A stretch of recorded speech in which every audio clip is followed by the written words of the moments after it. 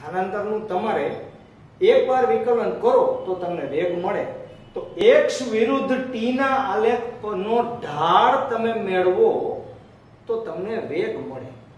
પણ x વિરુદ્ધ t ના આલેખ ઉપરથી પ્રવેગ કેવી રીતે મળે? હેલો બાળકો, જય શ્રી કૃષ્ણ. આજે આપણે તત્કાલીન વેગ અને તત્કાલીન ઝડપ આ બે શબ્દોની ટૂંકમાં સમજૂતી આપવાની છે, કારણ કે એનો ઉપયોગ આપણે દાખલામાં ખાસ કરવાનો છે, એટલે ધ્યાનથી સાંભળો. સરેરાશ વેગ શું છે? સરેરાશ વેગ એટલે કોઈ એક બિંદુ આગળથી બીજા બિંદુ આગળ તમે જાઓ. દાખલા તરીકે તમે જામનગરથી જૂનાગઢ જાઓ તો જામનગરથી જૂનાગઢનું ડિસ્ટન્સ જેટલું હોય એટલું અને આ માટે લાગતો સમય એ બેનો ભાગાકાર કરો તમે એટલે તમને સરેરાશ વેગ મળી જાય. પણ સરેરાશ વેગ જાણી લેવાથી ગતિમાર્ગ પરના દરેક બિંદુ આગળ તે પદાર્થની ઝડપ વેગ કેટલો હશે તે આપણે જાણી શકતા નથી. તે જાણવા માટે શું કરવું પડે? દાખલા તરીકે જૂનાગઢથી રાજકોટ તમે જાઓ છો તો જૂનાગઢથી રાજકોટના ગાળામાં 100 કિલોમીટરનું ડિસ્ટન્સ છે, 2 કલાકનો સમય છે, રાઈટ? તો 100 ભાગ્યા 2 કલાક કરશો તમે એટલે 50 કિલોમીટર પ્રતિ કલાકની સરેરાશ ઝડપ મળી તમને. પણ જો તમે જૂનાગઢથી રાજકોટના ગાળાના સમયગાળાને સતત નાનો ને નાનો કરતા જાઓ, સમયગાળો નાનો કરવો એનો અર્થ શું કે 2 કલાકનો સમય છે એને બદલે 1 કલાક, 1 કલાકને બદલે અડધો કલાક, અડધો કલાકને બદલે 15 મિનિટ, 15 મિનિટને બદલે 7 મિનિટ, 7 મિનિટને બદલે 3 મિનિટ. સમય તમે જેમ નાનો ને નાનો કરતા જશો એમ સ્થાનાંતર કેવું થતું જશે? નાનું ને નાનું. અને જેમ સ્થાનાંતર નાનું થતું જાય, સમયગાળો નાનો થતો જાય, એમ તમારો વેગ એક ચોક્કસ લક્ષ્ય મૂલ્ય તરફ ગતિ કરે અને આ વેગ ને જ તત્કાલીન વેગ કહેવાય. અને આ તત્કાલીન વેગ માટે ની કઈ સંજ્ઞા છે? તો કે તત્કાલીન વેગ માટે આવું લખવામાં આવે છે limit delta T tends to 0. આ ટેન્ડ્સ ટુ 0 નો મતલબ ની નજીક, નોટ ઇક્વલ ટુ, એટલે કે આ સમયનો ગાળો અતિ નાનો હોય. ડેલ્ટા ટી ટેન્ડ્સ ટુ 0 નો મતલબ 0 કરતા સહેજ જ વધારે હોય. તો એવા સંજોગોમાં તમારો સરેરાશ વેગ delta x upon delta t ને દર્શાવાય dx અપોન dt વડે. Delta x upon delta t શું હતું? તો કે સરેરાશ વેગ હતો. જ્યારે dx અપોન dt શું છે? તો કે તત્કાલીન વેગ છે. આમાં રૂપાંતરિત થયું કારણ કે limit delta t tends to 0 આપણે લઈ લીધું, એટલે કે સમય શૂન્યની નજીક હોય તો અને માત્ર તો તમને તત્કાલીન ઝડપ મળે, તત્કાલીન વેગ મળે. એ બેમાં ફરક છે, પણ હું હમણાં સમજાવું છું એ બેમાં શું ફરક છે. અને બીજી આની ગાણિતિક લેંગ્વેજ, કારણ કે આપણે જ્યારે દાખલા ગણશું ત્યારે આપણે જરૂર પડશે તેની ગાણિતિક લેંગ્વેજની, મેથેમેટિકલ લેંગ્વેજ. આની મેથેમેટિકલ લેંગ્વેજ શું? તો કે સમયની સાપેક્ષમાં સ્થાનાંતરનું વિકલન.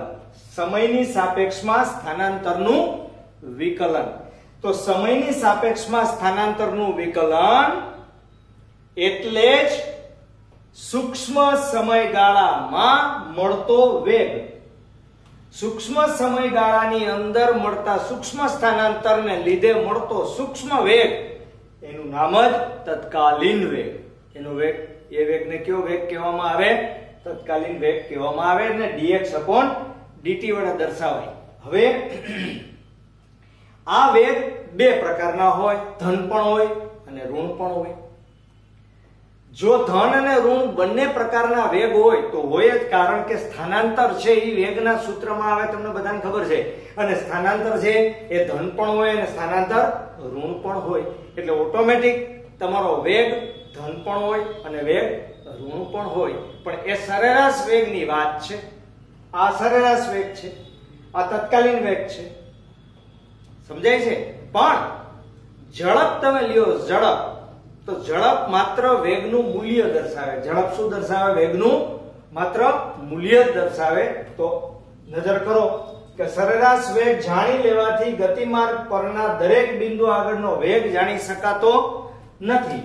તે જાણવા માટે સરેરાશ વેગ v બરાબર સ્થાનાંતરના છેદમાં સમયગાળામાં સમયનો ગાળો નાનો ને નાનો કરતા જઈએ તો તેના લક્ષ્યમાં સ્થાનાંતર પણ નાનું થતું જાય અને વેગનું મૂલ્ય અતિ ચોક્કસ મળે. એટલે કે વેગનું મૂલ્ય ચોકસાઈ તરફ ગતિ કરતું જાય. પરફેક્ટ ચોક્કસ સમય. દાખલા તરીકે તમે 9 વાગે અહીંથી જુનાગઢથી નીકળ્યા અને રાજકોટ તમે 11 વાગે પહોંચ્યા, રાઈટ? તો 2 કલાકમાં 100 કિલોમીટર તમારો સરેરાશ વેગ 50. વાત પૂરી થઈ ગઈ. હવે તમને કોઈ એમ પ્રશ્ન પૂછે કે તમે 9 વાગે નીકળ્યા તો 9:30 તમારા વાહનનો વેગ કેટલો હતો? 9:30 ને 2 મિનિટે કેટલો હતો? 9:30 ને 15 મિનિટે કેટલો હતો? 9:30 ને 6 મિનિટે કેટલો હતો? બરાબર? તો એ જાણવા માટે આપણે ગણિત ભણવું પડે. એટલું જ નહીં, પણ તમારે અહીંયા જાણવું હોય તો સ્પીડોમીટર છે, તો સ્પીડોમીટર કયો વેગ આપે? તત્કાલીન વેગ આપે. સ્પીડોમીટર તત્કાલીન વેગ આપશે તમને. એનું મૂલ્ય તરત જ ક્ષણે બદલે. ખાડા ખબડા આવે અને તમારી સ્પીડમાં થોડો કે ફેરફાર થાય તો તમારું સ્પીડ બ્રેકર દર્શાવે છે. તો ત્યાં વાહનમાં તમારે આ વેગ જાણવો હોય તો સ્પીડોમીટર વડે જાણી શકો. પણ દાખલામાં ક્યાં સ્પીડોમીટર પકડવા જવું બાળકો? એટલે આપણે ગાણિતિક વસ્તુનો ઉપયોગ કરશું. એને કહેવામાં આવે વિકલન. એટલે કે આવા વેગને તત્કાલીન અથવા તાત્ક્ષણિક વેગ કહેવાય, બંને કહેવાય. તે કેમ લખાય? તો કે તાત્ક્ષણિક વેગ અથવા તત્કાલીન વેગ બરાબર limit delta T tends to 0 delta x upon delta t. એટલે કે સરેરાશ વેગમાં જો આ લેવામાં આવે તો આમ લખાય, અને આમ લખાય તો એને તાત્ક્ષણિક વેગ કહેવાય. આમ dx upon dt ને t ની સાપેક્ષે x નું વિકલિત કહેવાય, જે સમયની સાપેક્ષે કણના સ્થાનમાં થતા ફેરફારનો શું બતાવે છે? દર બતાવે છે. તો જે તત્કાલીન વેગ છે એ તત્કાલીન ઝડપ છે. ખાલી ફરક એટલો છે કે તત્કાલીન વેગના મૂલ્યને તત્કાલીન ઝડપ કહેવામાં આવે. અને જ્યારે તમે વેગ લખતા હશો ત્યારે ઉપર સદિશ આવશે. અહીંયા ઉપર તમારે શું કરવું પડશે? આ સદિશ કરવું પડશે. આ તત્કાલીન વેગ, કારણ કે એ સદિશ છે.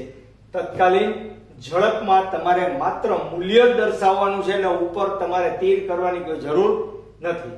તત્કાલીન ઝડપ કહેવાય. એટલે કે ઝડપ હંમેશા શું હોય? ધન જ હોય. જ્યારે વેગ ધન કે ઋણ હોય. બરાબર? વેગ કેવો હોઈ શકે? ધન કે ઋણ. અને ખાસ યાદ રાખો, આવા એમસીક્યુ ની અંદર પ્રશ્ન ખૂબ પૂછાય છે કે સરેરાશ ઝડપનું મૂલ્ય છે એ સરેરાશ વેગ જેટલું કે તેના કરતા મોટું હોય આપેલા સમયમાં, જ્યારે તાત્ક્ષણિક ઝડપનું મૂલ્ય હંમેશા તાત્ક્ષણિક વેગ જેટલું જ હોય. ક્યારે? કોઈ પણ ક્ષણે. કારણ કે તમે એનું શું કરવાના છો? વિકલન કરવાના છો. શું કરવાના છો? વિકલન કરવાના છો. તો આ વાત આપણે કરી, એ વેગની વાત કરી. અચ્છા, એક વાક્ય તો આવી ગયું. હવે બીજું વાક્ય પણ આવશે એની સાથે સાથે. સ્થાનાંતરનું સમય સાપેક્ષે વિકલન વેગ આપે. સ્થાનાંતરનું સમય સાપેક્ષે વિકલન વેગ આપે. આપે કે ના આપે? અને આ જ દ્રષ્ટિકોણથી તમે પ્રવેગ મેળવો. શું મેળવો ભાઈ? તાત્ક્ષણિક પ્રવેગ મેળવો. સમજાવી દઉં છું, પછી આમાં જગ્યા નથી, આ સાઈડમાં લખી દઉં છું. પહેલા પ્રવેગને સમજી લ્યો. પ્રવેગ કેને કહેવાય? તો કે વેગમાં થતા ફેરફારના દરને પ્રવેગ કહેવાય. શું બોલ્યો? વેગમાં થતા ફેરફારના દરને પ્રવેગ કહેવાય. એટલે કે સાદી રીતે સમજાવું છું. દાખલા તરીકે અહીંથી તમારી ગાડી ઉપડી, અને ઉપડા પછી તમે અહીંયા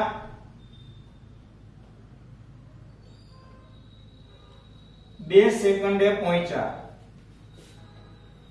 તો 2 સેકન્ડ દરમિયાનમાં તમારો વેગ છે એ 5 મીટર પ્રતિ સેકન્ડ હોય, પણ 0 થી 2 પછી 2 થી 4 નો સમાન ગાળો તમે લ્યો તો એમાં તમારો વેગ પણ 5 મીટર પ્રતિ સેકન્ડ હોય તો તમે અચળ વેગથી ગતિ કરો છો તેમ કહેવાય. પરંતુ જો આ 5 મીટર પ્રતિ સેકન્ડના વેગમાં વધારો થાય, શું થાય? વધારો થાય તો તેવી ગતિ અચળ વેગવાળી ગતિ ન કહેવાય, અચળ પ્રવેગી ગતિ કહેવાય. એટલું જ નહીં, સમાન સમયગાળામાં વેગનો વધારો સમાન થતો હોય તો એ પ્રવેગ પણ અચળ કહેવાય. પ્રવેગ એટલે વેગમાં થતા વધારાનો દર, પણ વેગમાં થતા વધારાનો દર એક સરખો હોય તો અચળ પ્રવેગી ગતિ પદાર્થ કરે છે તેમ કહેવાય, કે જેના સમીકરણ આપણે મેળવવાના છે. ઉપરાંત આ વેગ તમારો અત્યારે આટલો છે, બરાબર, અને ઈ વેગ તમારો અહીંયા ઘટે, 5 ને બદલે 2 થઈ જાય, અહીંયા 2 મીટર પ્રતિ સેકન્ડ થઈ જાય, તો આ ગતિ કેવી કહેવાય? પ્રતિપ્રવેગી ગતિ કહેવાય. કેવી ગતિ કહેવાય? પ્રતિપ્રવેગી. અને આ જ વસ્તુને દર્શાવવા માટે આપણે શું કરીએ છીએ? તો કે આ જ વસ્તુને દર્શાવવા માટે સરેરાશ પ્રવેગ હંમેશા પહેલા હોય. સરેરાશ પ્રવેગ બરાબર ડેલ્ટા v ના છેદમાં ડેલ્ટા t, એટલે કે વેગમાં થતો ફેરફાર છેદમાં સમયમાં થતો ફેરફાર એટલે સરેરાશ પ્રવેગ. પણ સરેરાશ પ્રવેગ જાણવા માટે, એટલે કે ગતિ માર્ગના દરેક બિંદુ આગળનો પ્રવેગ એટલે તત્કાલીન પ્રવેગ. તો આવો તત્કાલીન પ્રવેગ તમારે જોઈતો હોય તો જેમ આગળ કરતા હતા ઈ જ કામ આપણે કરવાનું, એટલે કે ડેલ્ટા t ટેન્ડ્સ ટુ 0 લેવામાં આવે તો ડેલ્ટા v ના છેદમાં ડેલ્ટા t ને dv/dt કહેવામાં આવે. અને dv/dt ને શું કહેવામાં આવે? તત્કાલીન પ્રવેગ. કયો પ્રવેગ? તત્કાલીન પ્રવેગ. એનો અર્થ એમ કે સમયની સાપેક્ષમાં વેગનું વિકલન એ પ્રવેગ આપે. સમયની સાપેક્ષમાં વેગનું વિકલન શું આપે? પ્રવેગ આપે. તો સમયની સાપેક્ષમાં સ્થાનાંતરનું વિકલન વેગ આપે અને વેગનું સમય સાપેક્ષે વિકલન પ્રવેગ આપે, તો ન કહેવાય કે સ્થાનાંતરનું ઉપરા ઉપરી 2 વખત તમે વિકલન કરી નાખો. તો આને દર્શાવાય કેમ? તો કે આને દર્શાવાય d/dt અને કૌંસમાં વેગની જગ્યાએ dx/dt કરો તો એના બરાબર d2x/dt². હું બોલું છું એમાંય ધ્યાન રાખજો, d2x/dt². આ કોઈનો વર્ગ નથી બતાવતું હો, આ x નું 1/1 2 વખત વિકલન બતાવે છે. એટલે કે x નું એકવાર વિકલન કરો એટલે વેગ મળે, વેગનું એકવાર વિકલન કરો એટલે પ્રવેગ મળે. તો સ્થાનાંતરનું 1/1 2 વખત તમે વિકલન કરો એટલે તમને શું મળી જાય? પ્રવેગ. અને આ પ્રવેગ છે એ તત્કાલીન પ્રવેગ છે. કેવો પ્રવેગ છે? તત્કાલીન પ્રવેગ છે.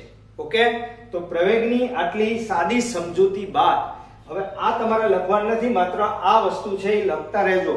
અને બાળકો ખાસ ધ્યાન આપો કે અત્યારે તમે લખવાની પ્રેક્ટિસ નહીં કરો તો 12th સ્ટાન્ડર્ડની અંદર તમારે ગુજરાત બોર્ડની એક્ઝામ આપતી વખતે ઘણી બધી મુશ્કેલી પડશે. માટે વિદ્યાર્થીઓ મહેરબાની કરી અને દરેક પ્રશ્નને લખવાનો પ્રયત્ન વધારેમાં વધારે કરજો.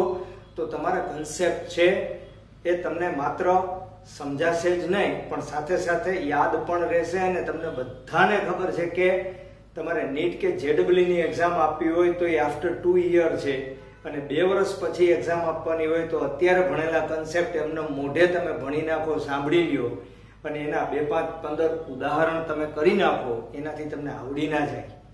ઓકે બાળકો, તો આ લખી લ્યો તમે, પછી હું પ્રવેગ તમને લખી દઉં. યસ બાળકો, હમણાં જ મેં તમને તત્કાલીન પ્રવેગ, સરેરાશ પ્રવેગ અને પ્રવેગ વિશેની સમજૂતી ટૂંકમાં આપી દીધી હતી, પણ મારે તમને 1-2 વધારાના ઉદાહરણ આપવાના છે, એટલે ધ્યાનથી બરાબર સમજજો. આ બાબત તો સિમ્પલ છે. આપણે જે તત્કાલીન વેગ, તત્કાલીન ઝડપ બે ભણ્યા એની જેમ જ છે. એટલે કે પહેલા તમારે વાત કરવાની છે પ્રવેગની, કે પ્રવેગ એટલે શું, પછી સરેરાશ પ્રવેગ અને પછી તત્કાલીન પ્રવેગ. બરાબર? તો પ્રવેગ તો તમે 9મા ધોરણમાં ભણી ગયા છો. કણના વેગમાં થતા ફેરફારના દરને શું કહેવામાં આવે? પ્રવેગ. મેં તમને હમણાં કીધું કે આપેલા સમયમાં વેગ છે એ શું થતો જાય તમારો? કાં તો વધતો જાય કાં તો ઘટતો જાય. જો વેગ વધતો જાય તો પ્રવેગી ગતિ અને ઘટતો જાય તો પ્રતિપ્રવેગી ગતિ. ઓકે? સરેરાશ પ્રવેગ, કણના વેગના ફેરફાર અને તે માટે ના સમયગાળાના ગુણોત્તરને કેવો પ્રવેગ કહેવામાં આવે છે? સરેરાશ પ્રવેગ એ કહેવાય. ધારો કે t1 સમયે વેગ v1 અને t2 સમયે વેગ v2 હોય તો સરેરાશ પ્રવેગ એ બરાબર v2 v1 upon t2 t1 is equal to delta v ના છેદમાં delta t. યાદ રાખો કે પ્રવેગ એ કેવી ભૌતિક રાશિ છે? સદિશ ભૌતિક રાશિ છે. તાત્ક્ષણિક પ્રવેગ. સરેરાશ પ્રવેગ જાણી લેવાથી ગતિમાર્ગ પરના દરેક બિંદુએ પ્રવેગ કેટલો તે જાણી શકાતું નથી. આ માટે સમયનો ગાળો સતત નાનો ને નાનો કરતો જવો પડે. આમ કરવાથી પ્રવેગનું મૂલ્ય વધુ ચોકસાઈ તરફ ગતિ કરતું જાય અથવા તો ચોક્કસ મૂલ્ય તેનું મળતું જાય. એટલે કે ગતિમાર્ગ પરના કોઈ પણ બિંદુ આગળના પ્રવેગને, કોઈ પણ બિંદુ આગળના પર્ટિક્યુલર એક જ બિંદુ આગળના પ્રવેગને તાત્ક્ષણિક પ્રવેગ કહેવાય. મેં તમને કીધું હતું કે કોઈ એક બિંદુથી, એક શહેરથી બીજા શહેર તમે જતા હો તો રસ્તાની અંદર દરેક બિંદુ આગળ પ્રવેગ એક સરખો નહીં હોય, બરાબર? કારણ કે ફાટક આવે તો તમારો વેગ ઘટે, ફાટક વયું જાય તો પછી પાછો વેગ વધે, વચમાં ટ્રાફિક આવે તો વેગ ઘટે, રસ્તામાં કોઈ ન હોય ને હાઈવે આખો ખાલી પડ્યો હોય તો વેગ વધે, બરાબર? તો ક્ષણે ક્ષણના વેગના ફેરફારની માહિતી મેળવવા માટે તમારે તાત્ક્ષણિક શબ્દનો ઉપયોગ કરવો પડે. તાત્ક્ષણિક પ્રવેગ એ બરાબર વહાં કરતા હતા એમ જ limit delta t tends to 0 delta v upon delta t બરાબર dv અપોન dt. આ dv અપોન dt એટલે ગુજરાતીમાં હવે મેં લખ્યું નથી, તમને ખબર પડી ગઈ કે સમયની સાપેક્ષમાં વેગનું વિકલન, બરાબર? તત્કાલીન પ્રવેગને નીચે મુજબ પણ દર્શાવાય. એટલે કે સમીકરણ 1 માં જો તમે વેગ v બરાબર dx અપોન dt મૂકી દો તો d by dt of dx upon dt એને બોલાય એમ. તેથી d2x upon dt સ્ક્વેર એટલે કે સ્થાનાંતર x નું 1/1. આ કોઈ વર્ગ નથી હો, x નો વર્ગ નથી કે d નો વર્ગ નથી, બે વખત વિકલન સૂચવે છે. આ બે વખત વિકલન કરતા પણ તમને તાત્ક્ષણિક વેગ મળે. અને હવે આ ખાસ યાદ રાખો કારણ કે આ MCQ માં ક્યાંક ને ક્યાંક ઉપયોગ એનો આવે. ખાલી સૂત્ર મૂકીને દાખલા ગણતા આવડી જશે એટલે ભૌતિક વિજ્ઞાન આવડી ગયું એવું ના સમજતા. ઓકે? તો જો હું તમને એનું ઉદાહરણ આપું પછી આ વાક્ય આપણે સમજીએ. દાખલા તરીકે તમે કાર લઈને જઈ રહ્યા છો અને અચાનક તમને એમ થયું કે હવે કોઈ નથી તો ચાલો થોડુંક વધારે લીવર આપી અને સ્પીડ પકડું. તો તમે સ્પીડ પકડી તો તમે જે દિશામાં જાતા હતા એ દિશામાં વેગની દિશા હતી જ. તમે જાતા હોય એ દિશામાં જ વેગની દિશા હોય અને એ જ દિશામાં તમે તમારા વેગનો વધારો કર્યો એટલે કે પ્રવેગ ઉત્પન્ન કર્યો. એનો અર્થ એમ થયો કે આવી સ્થિતિમાં કોઈ એક બિંદુ આગળથી ધનેક્ષ અક્ષની દિશામાં તમે આગળ ને આગળ જતા જાઓ અને તમારા વેગમાં વધારો કરતા જાઓ તો વેગ અને પ્રવેગ એક જ દિશામાં મળે. અને જો આ બંને એક જ દિશામાં મળે તો તેનું મૂલ્ય કેવું હોય ભાઈ? ધન હોય. એટલે કે ગતિ પ્રવેગિત ગતિ કહેવાય.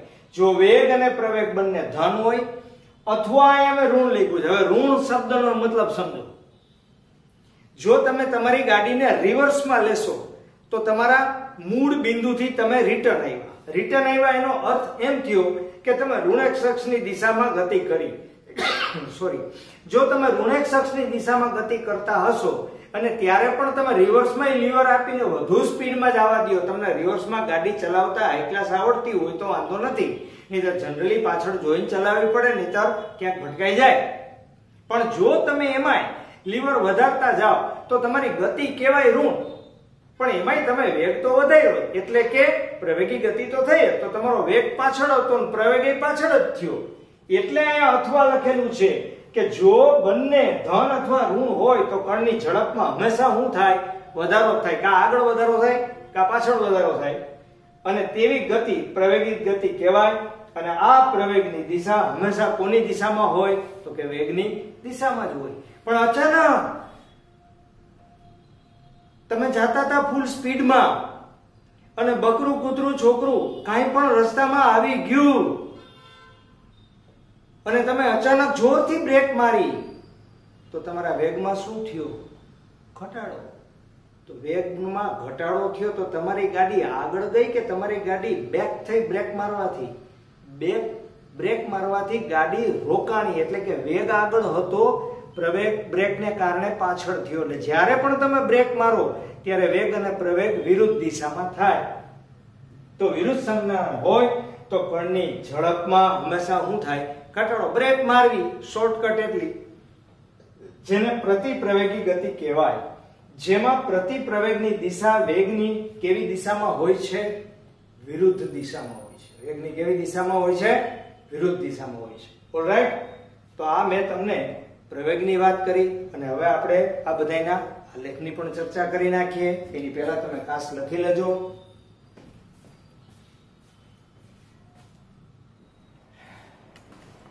યસ બચેલો, નેક્સ્ટ ક્વેશ્ચન આપણો x વિરુદ્ધ t ના આલેખ પરથી પ્રવેગ ધન ક્યારે હોય, ઋણ ક્યારે હોય અને શૂન્ય ક્યારે હોય તે સમજાવો. હવે ધ્યાનથી સાંભળો. અત્યારે મેં 3 આલેખ તમને દોરીને બતાવેલા છે. એક x વિરુદ્ધ t નો આલેખ છે, એનો આકાર આવો છે, આનો આકાર આવો છે અને આનો આકાર સુરેખા છે. તો આ 3 આકાર ઉપરથી આપણને આ પ્રવેગ ધન, આ પ્રવેગ ઋણ, આ પ્રવેગ શૂન્ય એવી ખબર પડે તો કે હા, તમે સ્થાનાંતરનું એકવાર વિકલન કરો તો વેગ મળે, વેગનું એકવાર વિકલન કરો તો પ્રવેગ મળે. મતલબ કે સ્થાનાંતરનું 1/1 બે વખત વિકલન કરો તો પ્રવેગ મળી જાય. હવે સ્થાનાંતરનું તમે એકવાર વિકલન કરો, સ્થાનાંતરનું તમારે એકવાર વિકલન કરો તો તમને વેગ મળે. તો x વિરુદ્ધ t ના આલેખનો ઢાળ તમે મેળવો તો તમને વેગ મળે. પણ x વિરુદ્ધ t ના આલેખ ઉપરથી પ્રવેગ કેવી રીતે મળે? તો એ બાબતને સમજવાની છે. અને માત્ર આ જ ભૌતિક રાશિ માટે છે એવું ન માનતા. 12th ની અંદર આવા વક્રાકાર આલેખો ખૂબ જ આવવાના છે અને આવા વક્રાકાર આલેખનો સાદામાં સાદો નિયમ, પછી સ્થાનાંતરને વેગને પ્રવેગ માટે જ આ નિયમ લાગુ પડે એવું ન સમજતા. કોઈ પણ ભૌતિક રાશિનું દ્વિતીય વિકલન એટલે કે 2 વખત તમે વિકલન કરો ત્યારે એ રાશિનો સમય સાથેનો જે આલેખ તમે મેળવો એ આલેખની વક્રતા છે, એ જે પરિણામ તમને મળ્યું એટલે કે પ્રવેગ, દાખલા તરીકે સ્થાનાંતરનું તમે 2 વખત વિકલન કરો તો પ્રવેગ મળે. તો સ્થાનાંતરનો સમય સાથેના આલેખની વક્રતા ઉપરથી તેના પ્રવેગનું મૂલ્ય નક્કી થાય. એટલે કે જેમ વક્રતા વધુ તેમ પ્રવેગ વધારે, જેમ વક્રતા ઓછી તેમ પ્રવેગ ઓછો, અને જો બિલકુલ વક્રતા ન હોય તો પ્રવેગ હોય જ નહીં. એટલે કે તત્કાલીન પ્રવેગ a બરાબર d2x/dt². યાદ રાખો કે કોઈ પણ રાશિનું 2 વખત વિકલન તે વિધેયના આલેખની વક્રતા સાથે સંબંધ ધરાવે છે. એટલે કે જેમ જેમ વધારેમાં વધારે વક્ર ભાગ હશે તેમ તેની પ્રવેગનું મૂલ્ય વધુ હશે. બીજું, આવી અંતર્ગોળ સપાટી હોય, અંતર્ગોળ, તો એનો પ્રવેગ હંમેશા ધન હોય. આવી બહિર્ગોળ સપાટી હોય તો એનો પ્રવેગ તમારે કેવો ગણવાનો? ઋણ. અને જો આલેખ સુરેખા હોય તો એનો પ્રવેગ હોય જ નહીં. એટલે કે આવી ગતિ અચળ વેગ વાળી ગતિ હોય, વેગ બદલતો નથી, એટલે પ્રવેગ એનો કેવો હોય? શૂન્ય હોય. સમજાઈ ગઈ વાત આખી? તો હવે આ આલેખનું વર્ણન પણ હું તમને કરી દઉં છું જસ્ટ. બરાબર?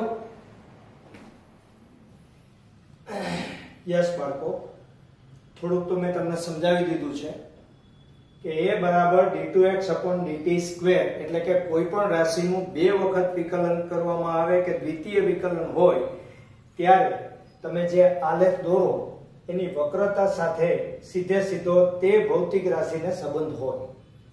દાખલા તરીકે xt આલેખમાં જે બિંદુ પાસે વક્રતા વધુ છે તે બિંદુએ પ્રવેગનું મૂલ્ય વધુ અને જે બિંદુએ વક્રતા ઓછી છે તે બિંદુએ પ્રવેગ પણ ઓછો. કોઈ કણ માટે xt આલેખ ઉપર તરફ અંતર્ગોળ હોય તો તે બિંદુએ પ્રવેગ ધન હોય. ઉપર તરફ હંમેશા પ્રવેગ કેવો હોય? ધન હોય. અને તે સ્થાને કણ પ્રવેગી ગતિ કરે છે તેમ કહેવાય અને તેનો વેગ શું થતો જાય? વધતો જાય. એવી જ રીતે જો વક્ર નીચેની તરફ અંતર્ગોળ આકારનો હોય તો તે સ્થાને કણ પ્રતિ પ્રવેગી ગતિ કરે અને કણનો વેગ શું થતો જાય? ઘટતો જાય. આમાં વેગ ઘટે. જો xt નો આલેખ સુરેખા અથવા જે બિંદુએ વક્ર ન હોય તે સમયે અને સ્થાને કણનો પ્રવેગ કેવો હોય? શૂન્ય તથા વેગ અચળ હોય. હવે દાખલા તરીકે હું તમને થોડુંક વધારે ડિટેલમાં સમજાવું કે આ અત્યારે તમારે x વિરુદ્ધ t નો આલેખ તમે દોરો છો. એમાં કઈ એવું જરૂરી નથી કે આવો જ આકાર રચાતો હોય. દાખલા તરીકે આ આકાર છે તમારો, એ આકાર આવા પ્રકારનો પણ હોઈ શકે, ગમે તેવો આકાર હોઈ શકે. તો જ્યારે લીટી સીધી આવે છે, અત્યારે આ લીટી આ t અક્ષને સમાંતર મળી, તો ઈ શું સૂચવે છે કે x નો વધારોય નથી થતો અને x નો ઘટાડોય નથી થતો. એનો મતલબ કે આટલા વિસ્તાર પૂરતો વેગ કેવો છે? 0 છે. તો આ વિસ્તારમાં તમે અહીંથી આગળ વધશો તો અત્યારે અહીંયા સ્પર્શક આગળ તમે લીટી દોરશો તો અહીંયા તમે જે આલેખ મેળવશો એ આલેખનો વેગ મળશે, ઢાળ મળશે એટલે વેગ મળશે, એ વેગ ધન મળશે. વેગ ધન હોય એનો મતલબ એવો નથી થતો કે પ્રવેગી ધન જ હોય, પણ વેગ ધન છે તો અહીંયા પ્રવેગ ધન છે. પણ દાખલા તરીકે તમે અહીંયા લીટી દોરી તો આ લીટી તમે નીચે તરફ દોરો છો. યાદ કરો મેં તમને આગળના લેક્ચરમાં જોયું ન હોય તો જોઈ લેજો. એમાં તમને મેં આલેખમાં સમજાવ્યું હતું કે લીટી જ્યારે આમ ત્રાંસી આવતી હોય ત્યારે એનો ઢાળ ઋણ હોય. ઢાળનો મતલબ x ના છેદમાં t એટલે કે વેગનું મૂલ્ય ઋણ હોય. હવે વેગનું મૂલ્ય અહીંયા ઋણ હોવા છતાં હમણાં જ આપણે આની આગળનો પ્રશ્ન ભણ્યા કે રિવર્સમાં ગાડી લ્યો, બરાબર, તો એનો વેગ ઋણ છે, એમાં તમે વેગનો વધારો કરશો તો એ ગતિ તો પ્રવેગી જ થઈ. મતલબ કે આ ગતિ પણ તમારી પ્રવેગી ગતિ જ છે. આ ગતિ કેવી છે? પ્રવેગી ગતિ જ છે. બરાબર. તો આલેખના આકાર ઉપરથી 100% કોઈ એક જ આકાર હોય એવું જરૂરી નથી બાળકો. આકારમાં ચેન્જ પણ થતો હોય ઘણી વખત. અચ્છા, જ્યાં લીટી બેમાંથી એકેય અક્ષને સમાંતર ન હોય ત્યાં તમારો પ્રવેગ શૂન્ય છે. યાદ રાખો, વેગ શૂન્ય નથી, પણ લીટી જ્યારે t અક્ષને સમાંતર મળે ત્યારે તમારો વેગ કેવો છે? શૂન્ય છે. ત્યારે વેગ કેવો છે? શૂન્ય છે. આ ધ્યાનમાં રાખો. Okay, clear? તો આ આખે આખો પ્રશ્ન પણ તમે લખી નાખજો. ઓલરાઈટ.